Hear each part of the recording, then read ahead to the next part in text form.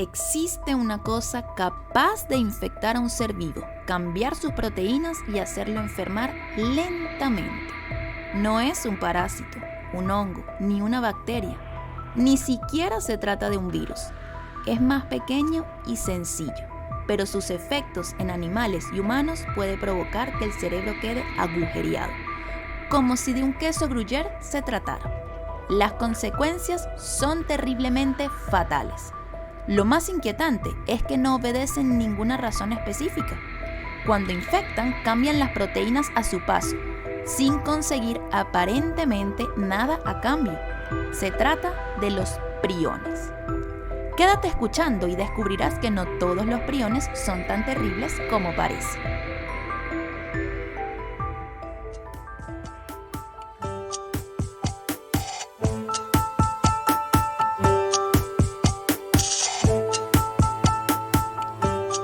Citología, Ciencia y Arte Podcast, espacio donde abordamos temas de salud de manera amena y entretenida, haciéndote ver la ciencia médica de forma amigable.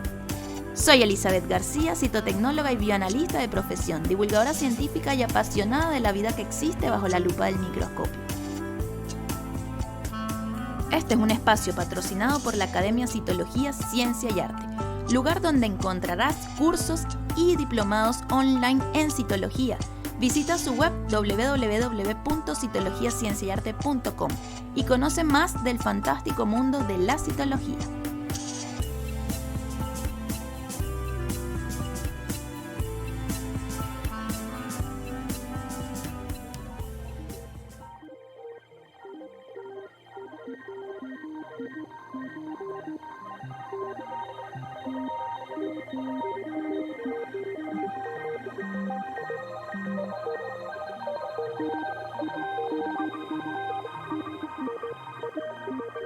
Hola, buenos días, tardes o noches. Bienvenidos una vez más a nuestro podcast, a un nuevo episodio que, como ya pudieron ir intuyendo, pues vamos a hablar de los priones y de las enfermedades o algunas de las enfermedades que hasta el momento se han descubierto que están causadas por estas partículas. Pero antes de entrar en lo que es un prión y comenzar a definirlo y qué enfermedades causan y cómo se contagian y todo esto, debemos hablar de la persona que los descubrió, que llegó a este hallazgo. Y se trata de Stanley Prusiner. Nacido en Estados Unidos en 1942, estudió medicina en la Universidad de Pensilvania y trabajó con Earl Statman, con quien se familiarizó en las técnicas de bioquímica de proteínas. Posteriormente realizó la residencia en neurología en la Universidad de California en San Francisco.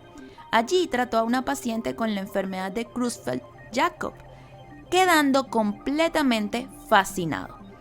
En aquel tiempo se pensaba que esta patología era causada por un denominado virus lento. Desde entonces, Prusiner dedicó todas sus energías a caracterizar el agente causante de dicha enfermedad. Los trabajos de Prusiner lo llevaron a un descubrimiento sorprendente. El causante de la enfermedad carecía de ácidos nucleicos, algo que hasta el momento era muy llamativo, porque hasta el momento se pensaba que todos los procesos infecciosos estaban causados por bacterias, hongos, parásitos o virus, que todos contienen ácidos nucleicos. En este caso, estas partículas estaban constituidas únicamente por proteína. Prusiner denominó a esta nueva entidad biológica prión. Y allí entramos entonces a definir lo que es un prión. Un prión es una partícula proteica infecciosa. En pocas palabras, es una proteína defectuosa. El origen de estas proteínas está en el gen PRNP, localizado en el cromosoma 20 en los seres humanos. Como es de esperar, la forma normal de este gen no es patógena y se transcribe en una proteína funcional, que sería la PRPC, que se observa sobre todo en el tejido nervioso. El problema aparece cuando esta proteína adquiere la isoforma PRPSC. Cuando hablamos de una isoforma, es esta misma proteína con los mismos aminoácidos, porque las proteínas están constituidas por aminoácidos, pero con una forma distinta, con la misma constitución, pero de forma diferente. Se pliega en forma distinta. Mientras que la isoforma funcional de la proteína, que es esa PRPC, tiene una estructura globular y soluble en el interior de la célula, la isoforma patógena está dispuesta en forma plana y es insoluble. Porque es importante recordar o mencionar, para aquellos que no lo saben, las proteínas, dependiendo de la estructura que tomen, de la forma en que se pliega, va a tomar ciertas propiedades bioquímicas o ciertas propiedades químicas, como la solubilidad o el hecho de ser insoluble. Y por supuesto no solo cambia la forma, sino esas propiedades. Y eso es lo que ocurre con esta isoforma, que es esa forma patógena de esa proteína. Al tratarse de una proteína insoluble, se acumula en el interior de las células en forma de agregados proteicos que alteran la función neuronal y comienza un proceso de neurodegeneración, que es lo que producen estos priones, enfermedades neurodegenerativas. Esto no sería un problema tan grave si se tratase de una proteína normal, porque nuestro organismo tiene diferentes sistemas para detectar este tipo de errores en estas estructuras proteicas. Cuando una proteína queda en una estructura errada, pues existen unas moléculas llamadas proteasas, que son enzimas capaces de destruir a estas proteínas erradas. Sin embargo, los priones son extremadamente resistentes a las proteasas, y allí es cuando viene el verdadero problema. Y por eso es que se acumulan y causan todo este daño neurodegenerativo. ¿Qué enfermedades causan estos priones? Las enfermedades causadas por priones se conocen como encefalopatías espongiformes transmisibles.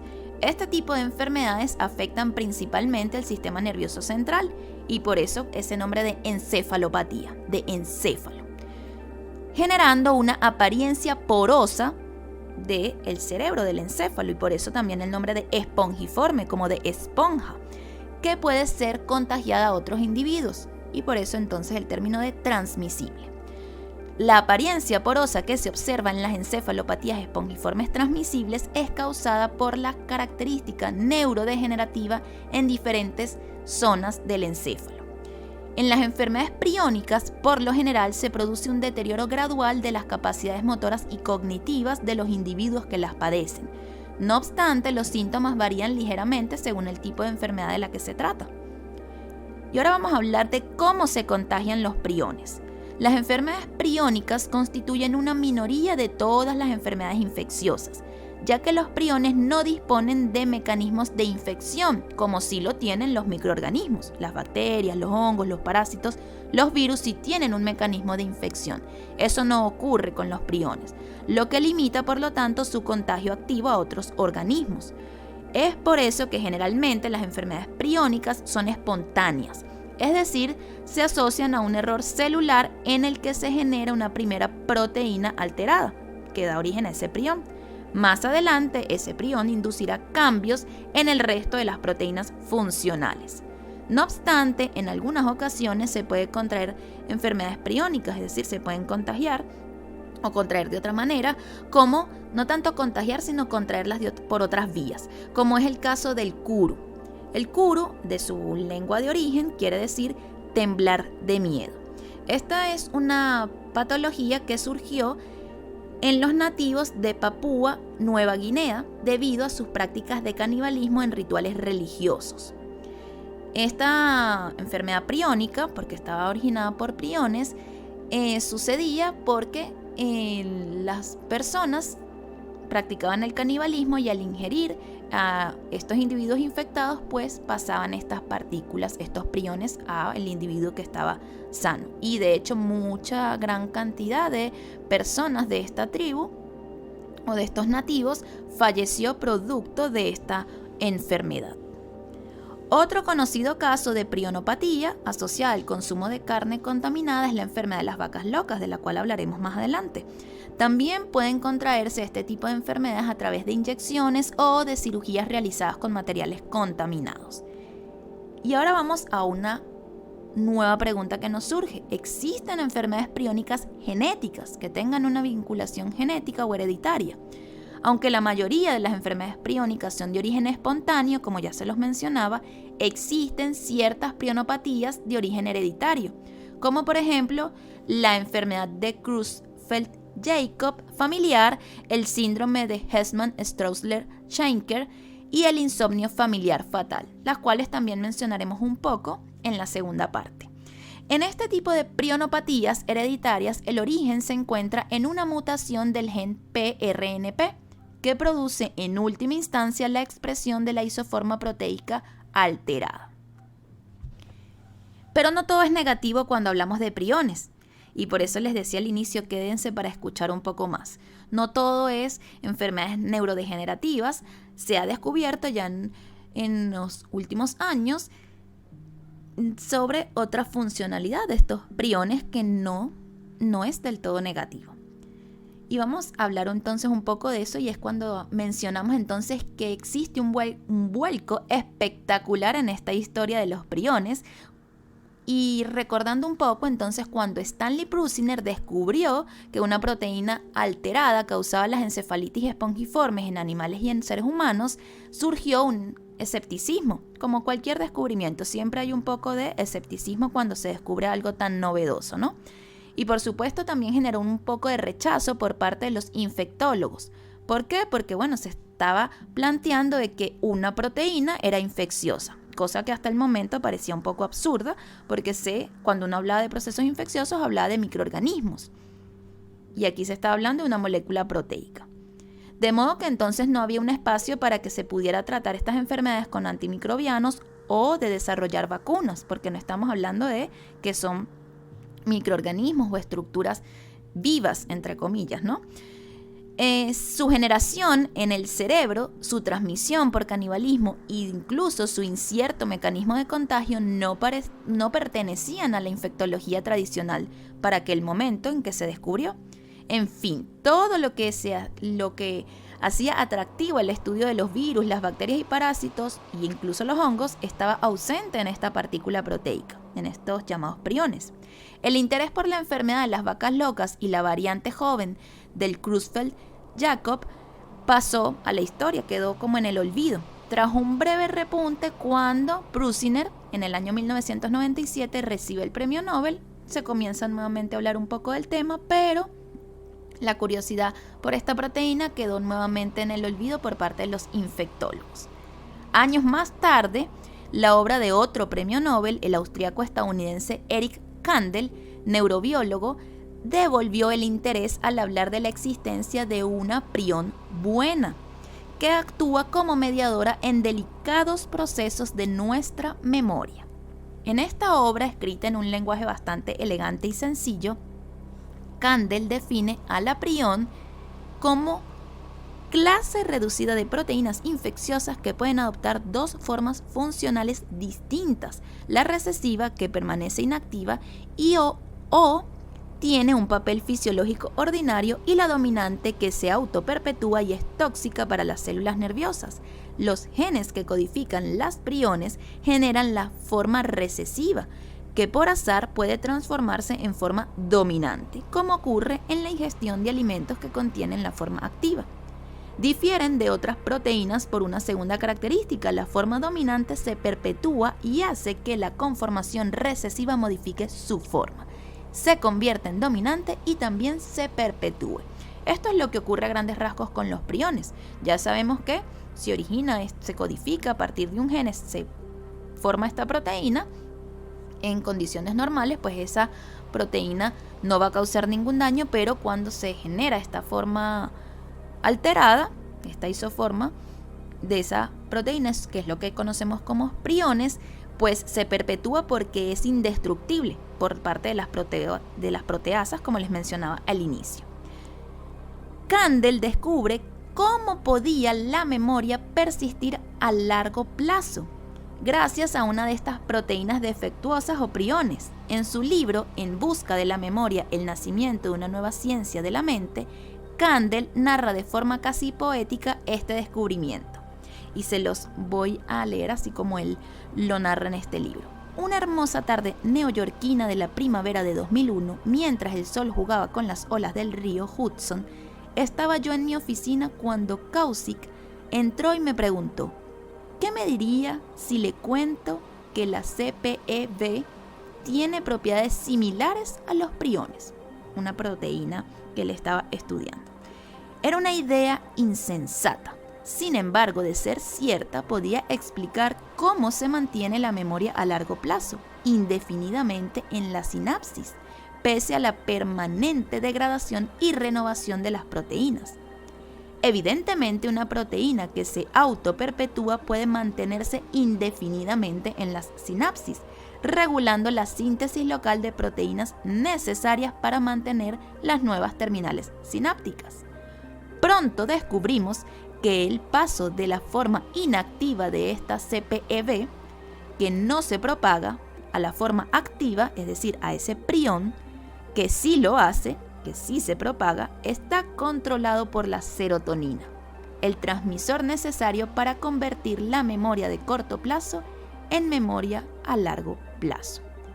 Este descubrimiento fascinante realizado en mi laboratorio, dice Kandel, demuestra que a veces la ciencia básica se parece a una buena novela de misterio, en la que surgen elementos inesperados, algún proceso nuevo y sorprendente se oculta en un rincón inexplorado de la vida y se descubre luego que tenía vastos alcances.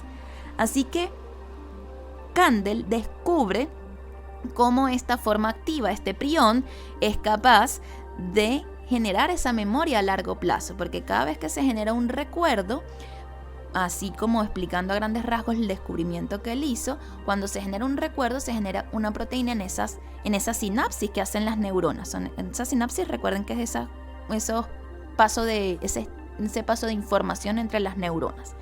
Cuando se genera un recuerdo ocurre una sinapsis y se producen unas proteínas, que es esa CPEB, que pasado un tiempo pues se degrada.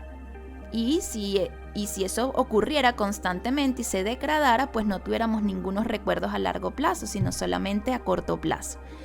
¿Qué sucede? Que cuando se genera esta forma activa, estos priones de esta CPEB alterada, que sería esta forma activa, pues esa proteína se queda allí, no es degradada. Y por eso se pueden mantener recuerdos a largo plazo. Por eso es que nosotros podemos recordar cosas de nuestra niñez, cosas de nuestra adolescencia, cosas de muchos años antes de la edad que tenemos ahora. Ese fue un gran descubrimiento y, por supuesto, un cambio de la visión que quizás se tenía hasta el momento de los priones. Así que vean que no todo es negativo con los priones. Y por supuesto lo que falta es seguir descubriendo. Siempre descubrimientos fascinantes. En la segunda parte les voy a hablar un poco de algunas enfermedades generadas por estos priones y por supuesto de las enfermedades de las vacas locas. Así que no se vayan, nos vemos en la segunda parte.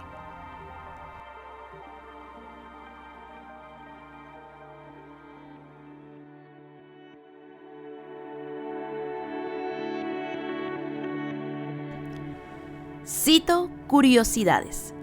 Los primeros datos que se tienen acerca de las enfermedades espongiformes transmisibles se remonta al siglo XVIII, cuando varios ganaderos europeos describieron una enfermedad de carácter neurodegenerativa letal que afectaba a las ovejas y a las cabras, una condición a la que se le denominó scrapie, tembladera.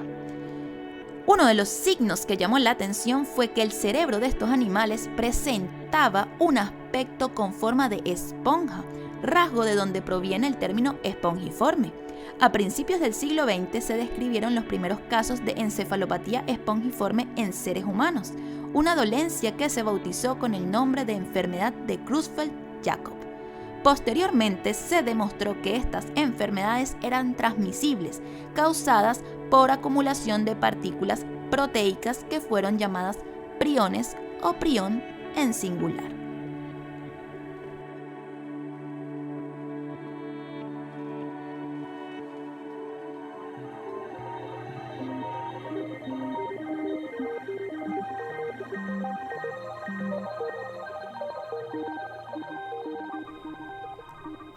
Volvemos en esta segunda parte, como les mencionaba, les voy a hablar de algunas patologías y vamos a hablar entonces de esa que se mencionó en las citocuriosidades, del scrapie. El scrapie es una enfermedad neurodegenerativa del sistema nervioso central que afecta a ovejas y cabras. Esta enfermedad se conoce en Gran Bretaña y en otros países de Europa Occidental desde hace unos 250 años, y posteriormente ha sido descrita prácticamente en todo el mundo. Únicamente en Australia y en Nueva Zelanda parece encontrarse en la actualidad libre de esta enfermedad. En 1936 la patología se pudo reproducir experimentalmente en Francia, mediante la inyección intraocular en ovejas sanas de una muestra de médula espinal procedente de una oveja enferma. De esta forma se pudo constatar el largo tiempo de incubación necesario para la aparición de los síntomas. El tiempo de incubación es de unos 14 a unos 22 meses. A principios de los años 50 se hizo patente la naturaleza atípica del supuesto patógeno por su extraordinaria resistencia a agentes físico-químicos que normalmente inactivan a los virus. En esta época se constató que la diferente susceptibilidad al Scrapie entre distintas razas de ovejas, y en 1965 se estableció el concepto de la barrera interespecífica en la transmisión del Scrapie. A partir de entonces se puso en duda la existencia de un ácido nucleico específico, y finalmente en 1982 se propuso la hipótesis del prión como una partícula infecciosa de naturaleza proteica, responsable del Scrapie, y esto gracias a los descubrimientos de Prusiner. La sintomatología del Scrapie varía ampliamente de cada animal afectado, posiblemente debido a diferencias en las regiones cerebrales que afecta, y tiene un desarrollo muy lento. Los signos clínicos más tempranos incluyen cambios en el comportamiento y en el temperamento de los animales afectados. Estos cambios son seguidos por la tendencia del animal a rascarse y frotarse contra objetos fijos, aparentemente con el objetivo de aliviar ese picor. Otros signos son la pérdida de coordinación, la excesiva ingesta de líquido, pérdida de peso, mordeduras en las patas, chasqueo de los labios y anomalías en el movimiento acompañadas de temblores y convulsiones. Los síntomas de la enfermedad aparecen normalmente entre los 2 y 5 años de edad. Las ovejas pueden vivir entre 1 y 6 meses tras la aparición de los síntomas clínicos, pero lamentablemente la muerte es inevitable. Ahora hablemos de la enfermedad de las vacas locas, que su nombre es realmente encefalopatía espongiforme bovina. Y todo se remonta a abril de 1985, cuando se observó por primera vez en una granja al sur de Inglaterra una vaca adulta con síndrome neurológico que fue descrito en un principio como hipersensibilidad crónica con síndrome de descoordinación. En este animal se describió un cambio de carácter acompañado de comportamientos agresivos. 7 meses después, en febrero de 1986, en el mismo rebaño se dieron 9 casos más con las mismas características y los mismos síntomas. En noviembre de ese mismo año, el análisis histopatológico del cerebro de estos animales mostró una gran similitud existente entre los cerebros de los animales infectados por Scrapie. Desde entonces, un tipo similar de encefalopatía espongiforme se diagnosticó en varias vacas e incluso en un antílope africano. Hasta el año 1997 se habían contabilizado 170.000 casos de encefalopatía espongiforme bovina en Gran Bretaña. La importancia de esta enfermedad, aparte de las consecuencias económicas que genera en la industria ganadera, comenzó a considerarse también como un riesgo potencial para el hombre, ya que se vio en 1995 casos confirmados de 2 adolescentes que murieron en Inglaterra con síntomas de la enfermedad de Creutzfeldt-Jakob. Desde entonces, más de 30 personas han muerto de lo que se conoce actualmente como la variante nueva de la enfermedad Creutzfeldt-Jakob. Los signos y síntomas de la encefalopatía espongiforme bovina o enfermedad de las vacas locas aparecen típicamente entre los 4 y 5 años de edad. Se puede evidenciar una aprensión progresiva, hiperestesia y descoordinación en el paso de estos animales, cuya duración es de 1 a 6 meses hasta que se mueren lamentablemente. La encefalopatía espongiforme bovina se pudo originar a partir de la transmisión del agente de Scrapie desde la oveja hasta la vaca. Esa es una de las hipótesis que se tiene a través de una cadena alimentaria mediante el empleo de alimentos para animales suplementados con proteína de origen ovino, es decir, de ovejas. ¿Cómo se contrae la encefalopatía espongiforme bovina? Las partes de la vaca que no se comen se cocinan, se secan y se muelen en polvo. Este polvo luego se usa para una gran variedad de propósitos, incluso como ingrediente en los alimentos para animales. Una vaca contrae la enfermedad al comer alimentos contaminados con partes que provienen de una vaca que estaba enferma con la enfermedad de las vacas locas. Si una vaca contrae la enfermedad, lo más probable es que haya comido el alimento contaminado durante su primer año de vida. Si una vaca se infecta con el prión anormal, obviamente, cuando tiene un año de edad generalmente no va a mostrar ningún síntoma porque los síntomas se comienzan a manifestar a partir de los 5 años, de los 4 o 5 años de edad. ¿Pueden las personas realmente contraer la encefalopatía espongiforme bovina? Las personas pueden contraer una versión de esta enfermedad que es llamada variante de la enfermedad de Creutzfeldt-Jakob. Igual ya vamos a hablar un poco de esta enfermedad. Hasta el año 2019 se sabe que 232 personas en todo el mundo se enfermaron con esta versión de la enfermedad de vacas locas, que realmente no es lo mismo sino una versión en seres humanos. Y desafortunadamente estas personas murieron.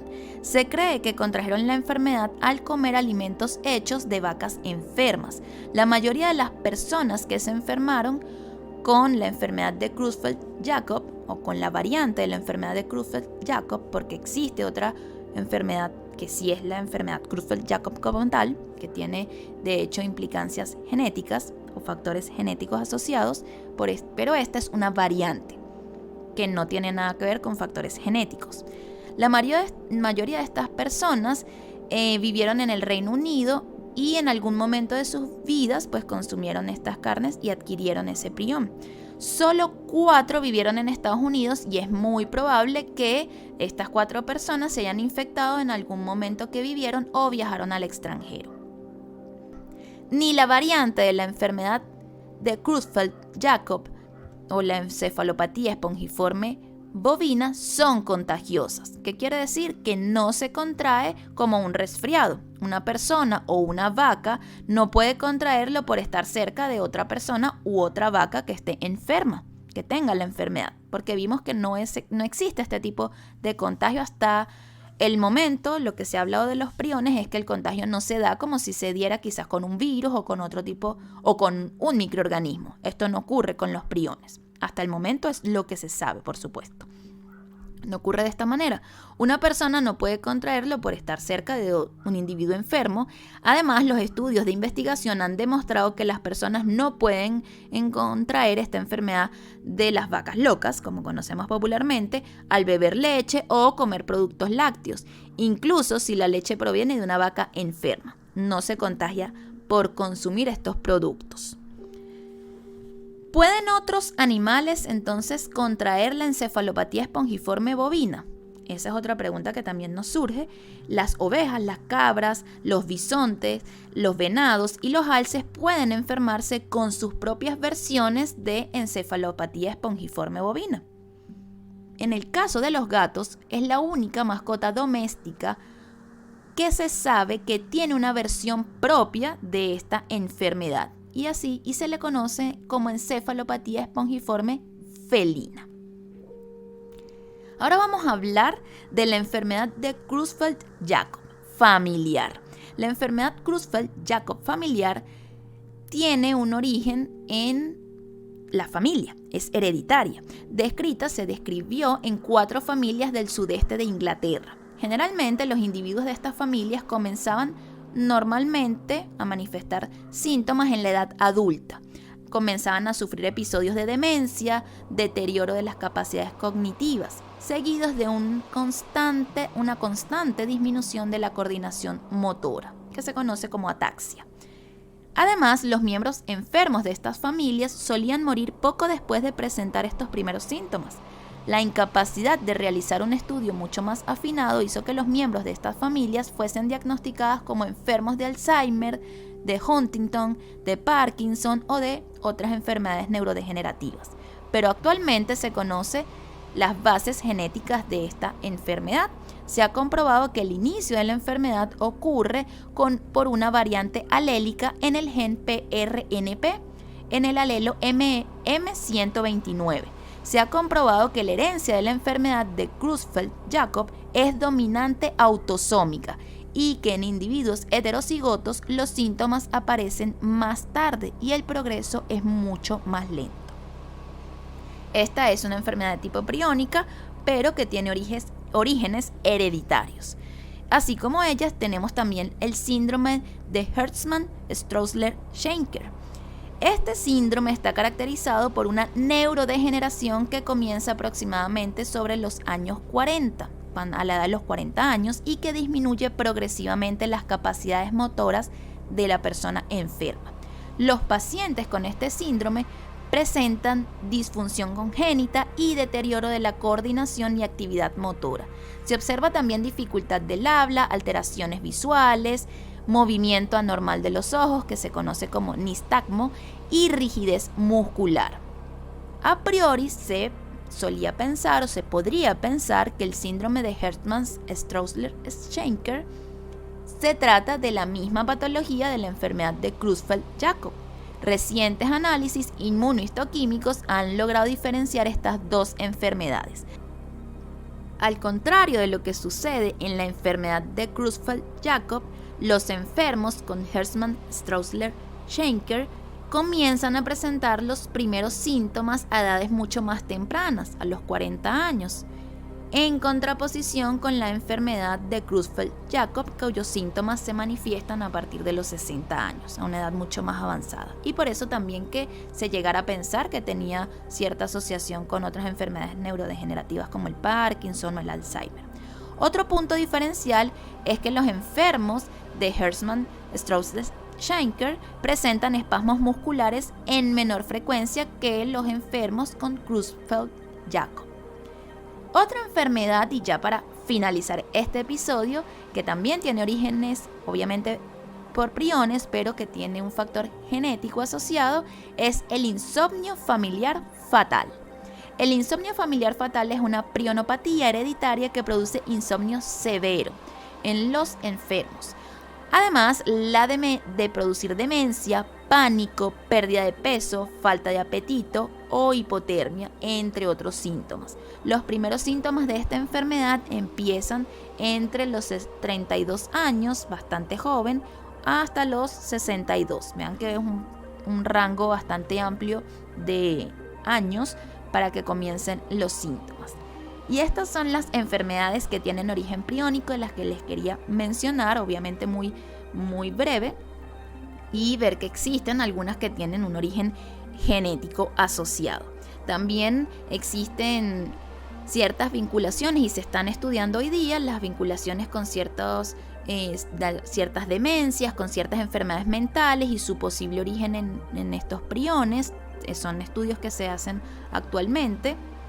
Incluso con enfermedades como el Alzheimer, como el Parkinson, se estudian si quizá existe alguna vinculación o algún origen priónico en alguna de estas enfermedades, pero son estudios que se hacen, no es algo que todavía están en investigación, que no es algo que esté totalmente demostrado que sea así o no.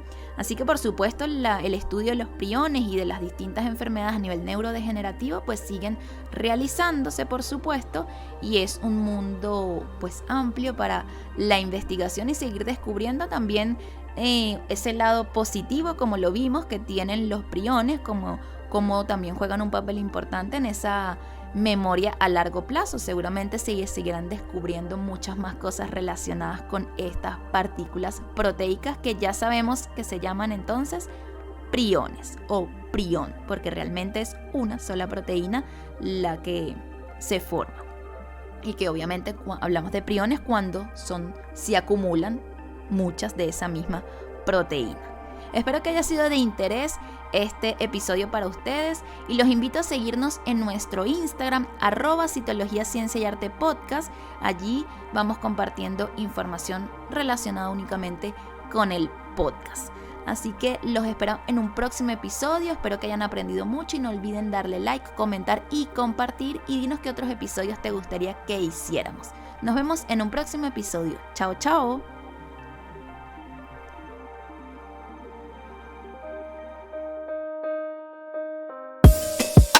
La evolución continúa y la ciencia avanza. Citología, Ciencia y Arte Podcast, un espacio de divulgación científica. Síguenos en nuestras redes sociales, Instagram y YouTube.